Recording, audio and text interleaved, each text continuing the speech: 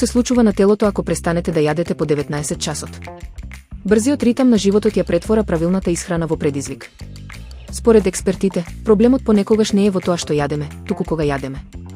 Јадењето или грицкањето во часовите пред спиење испраќа погрешен сигнал. Телото има тенденција да ги складира мастите, а доцните оброци можат да ја зголемат глата во текот на наредниот ден. Зошто не се препорачува јадење по 19 часот? Ако се избегне внес на храна во вечерните часови, телото влегува во поповолен инсулински циклус. Нивото на инсулин останува пониско, што го префрла организмот во режим на согорување масти. Овој ритам помага во слабење, ја намалува надуеноста и го олеснува контролирањето на апетитот. Истражување на Харвард. Истражување спроведено од медицинското училиште на Харвард укажува на негативни ефекти од доцната вечера.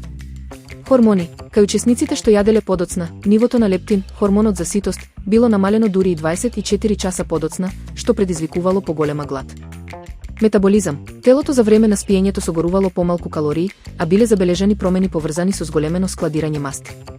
Професорот Френк Шир нагласил дека дури и поместување на оброкот за само 4 часа подоцна значително влијае врз глата и складирањето масти. Влијанието врз сонот. Доцната вечера значи дека телото ја вари храната додека се обидувате да заспиете, што го зголемува ризикот од киселини и тегоби, нарушувајќи го квалитетот на сонот. Ако престанете да јадете најмалку 3 часа пред спиење, можно е да се будите поодморени и со тек на време да забележите промени во обемот на струкот.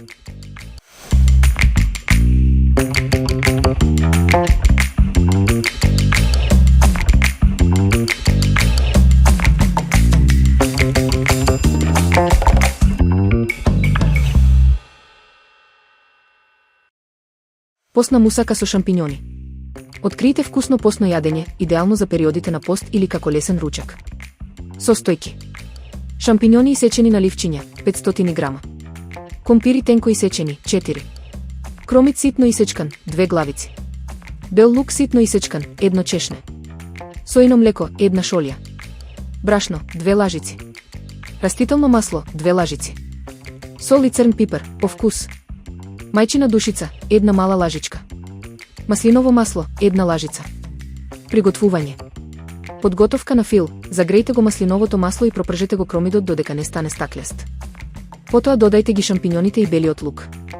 Пржете додека не испари целата течност, а шампињоните не добијат златеста боја. Зачинете со сол, црн пипер и мајчина душица. Редење на мусаката. Во набрашнет или подмачкан сад за печење, наредете ред тенко исечен компир, а потоа слојот пржените шампињони. Повторувајте ја постапката додека не ги потрошите сите состојки. Подготовка на сосот, бешамел, во помало тенџере загрејте го растителното масло, додајте го брашното и кратко пропржете го. Потоа полека додавајте го сојното млеко, мешајки постојано додека не добиете густ сос. Печење. Прелијте го сосот врз мусаката. Печете во претходно загреана рерна на 180 степени Целзиусови околу 40 минути, додека компирот не омекне и мусаката не добие златеста боја.